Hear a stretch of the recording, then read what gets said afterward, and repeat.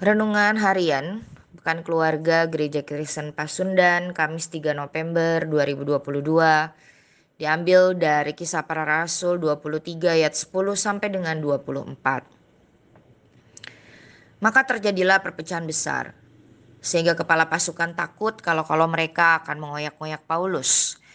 Karena itu ia memerintahkan pasukan untuk turun ke bawah dan mengambil Paulus dari tengah-tengah mereka dan membawanya ke markas. Pada malam berikutnya Tuhan datang berdiri di sisinya dan berkata padanya, "Kuatkanlah hatimu, sebab sebagaimana engkau dengan berani telah bersaksi tentang aku di Yerusalem, demikian jugalah hendaknya engkau pergi bersaksi di Roma." Dan setelah hari siang, orang-orang Yahudi mengadakan komplotan dan bersumpah dengan mengutuk diri bahwa mereka tidak akan makan atau minum sebelum mereka membunuh Paulus. Jumlah mereka yang mengadakan komplotan itu lebih daripada 40 orang.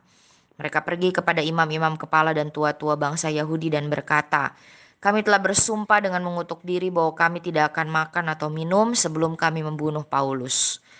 Karena itu hendaklah kamu bersama-sama dengan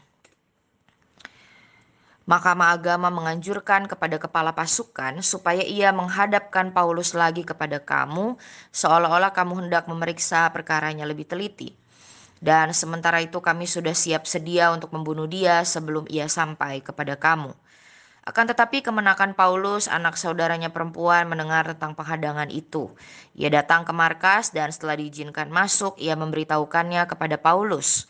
Lalu Paulus memanggil salah seorang perwira dan berkata kepadanya, "Bawalah anak ini kepada kepala pasukan karena ada sesuatu yang perlu diberitahukannya kepadanya." Perwira itu membawanya kepada kepala pasukan dan berkata, "Paulus, orang tahanan itu memanggil aku dan meminta supaya aku membawa anak muda ini kepadamu sebab ada yang perlu diberitahukannya kepadamu." Maka kepala pasukan itu memegang tangan anak muda itu lalu membawanya ke samping dan bertanya, "Apakah yang perlu kau beritahukan kepadaku?" Jawabnya, "Orang-orang Yahudi telah bersepakat untuk meminta kepadamu supaya besok engkau menghadapkan Paulus lagi ke Mahkamah Agama, seolah-olah mahkamah itu mau memperoleh keterangan yang lebih teliti daripadanya. Akan tetapi janganlah engkau mendengarkan mereka, sebab lebih daripada 40 orang dari mereka telah siap untuk menghadang dia. Mereka telah bersumpah dengan mengutuk diri bahwa mereka tidak akan makan atau minum sebelum mereka membunuh dia. Sekarang mereka telah siap sedia dan hanya menantikan keputusanmu." Lalu kepala pasukan menyuruh anak muda itu pulang dan memerintahkan kepadanya, "Jangan katakan kepada siapapun juga bahwa engkau telah memberitahukan hal ini kepadaku." Kemudian kepala pasukan memanggil dua perwira dan berkata, "Siapkan 200 orang prajurit untuk berangkat ke Kaisarea, beserta 70 orang berkuda dan 200 orang bersenjata lembing, kira-kira pada jam 9 malam ini. Sediakan juga beberapa keledai tunggang untuk Paulus dan bawalah dia dengan selamat kepada wali negeri Felix." Bapak Ibu rekan muda, bersaksi sebagai orang Kristen menjadi sebuah tantangan dalam hidup kita tatkala kita menghadapi pisau yang disorongkan ke leher kita sendiri. Ada banyak orang Kristen mengalami hal ini. Mereka harus kehilangan pekerjaan dan calon pasangan hidup karena memutuskan setia menjadi Kristen. Mereka hidupnya biasa-biasa saja karena diskriminasi agama.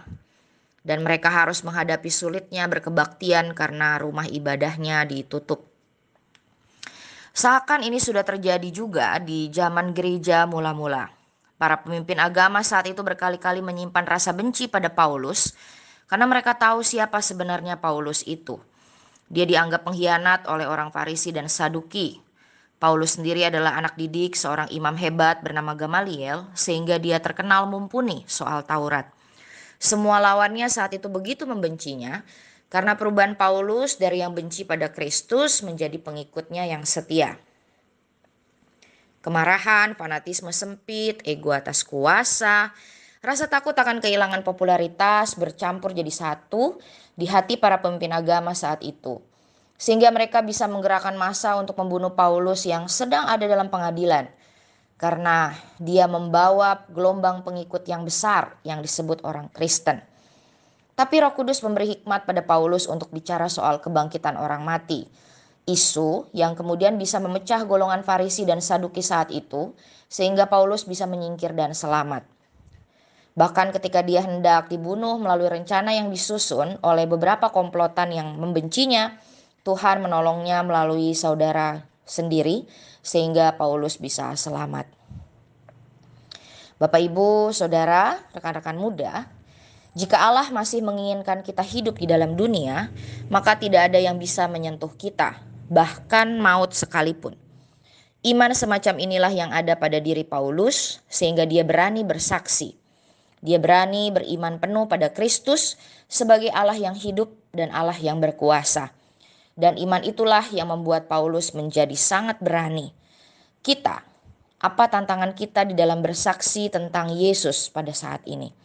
Kiranya Allah terus menguatkan kita agar berani bersaksi, berhikmat di dalam bersaksi, dan menjadi orang-orang yang bisa dipercaya melalui kesaksian hidup kita.